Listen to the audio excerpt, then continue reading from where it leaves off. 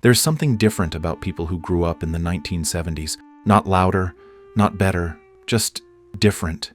Many of them look at the modern world and feel slightly out of place, not confused, not incapable, just quietly aware that something fundamental has changed. They remember a version of life that no longer exists, a version younger generations can't fully imagine. The 1970s were a psychological crossroads, not as idealized as the 50s, not as optimistic as the 80s, but something happened in that decade that shaped a very specific kind of mind. Psychologists say your brain is most deeply wired by the environment you experience before adulthood. And if you grew up in the 70s, your brain was formed during a time of uncertainty, transition, and realism. That matters more than nostalgia. The first trait is something psychologists call early realism. The 1970s were not sugar-coated. You grew up during oil crises, political scandals, economic instability, and cultural shifts that told you one thing very clearly. Life is not guaranteed to be easy. There was no constant optimism machine, no algorithm telling you everything will work out. You absorbed a world where adults didn't pretend to have all the answers. As a result, people raised in the 70s tend to develop emotional realism early. They don't expect life to be fair.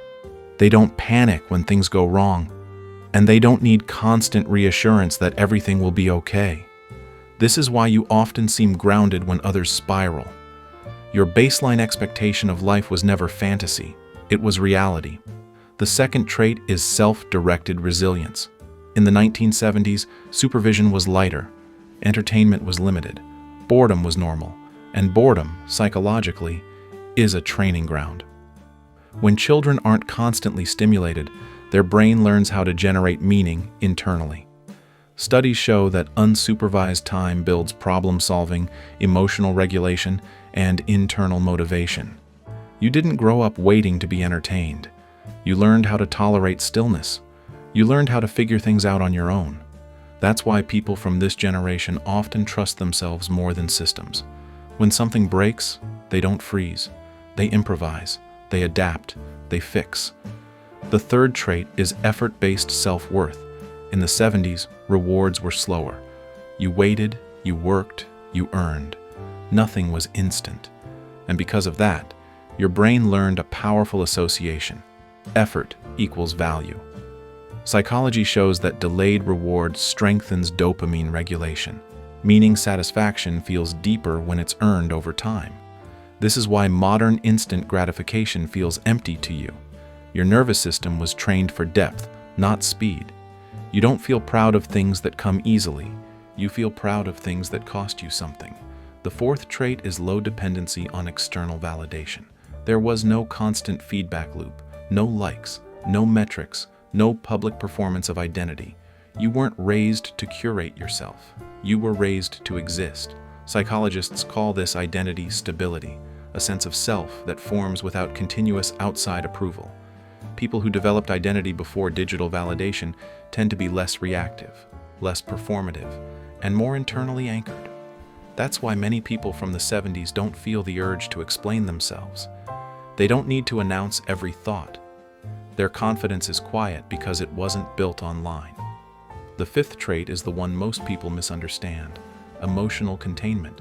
People who grew up in the 70s often feel deeply, but express selectively. That's not repression, that's regulation. They learned early that emotions don't need an audience to be real, so they process internally before reacting externally. This is why they're often seen as calm, reserved, or emotionally strong. They're not disconnected, they're controlled.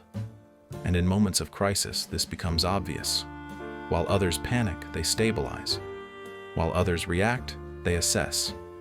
Because they were raised in a world that required steadiness. So if you grew up in the 1970s and sometimes feel like you don't belong in today's hyper-reactive, hyper-documented world, understand this: you're not outdated. You're calibrated for reality. You come from a time when life wasn't optimized for comfort or performance, but for survival, patience, and self-reliance. That kind of psychology doesn't disappear. It just becomes rare. And in a world that feels increasingly fragile, that quiet strength might be more valuable than ever.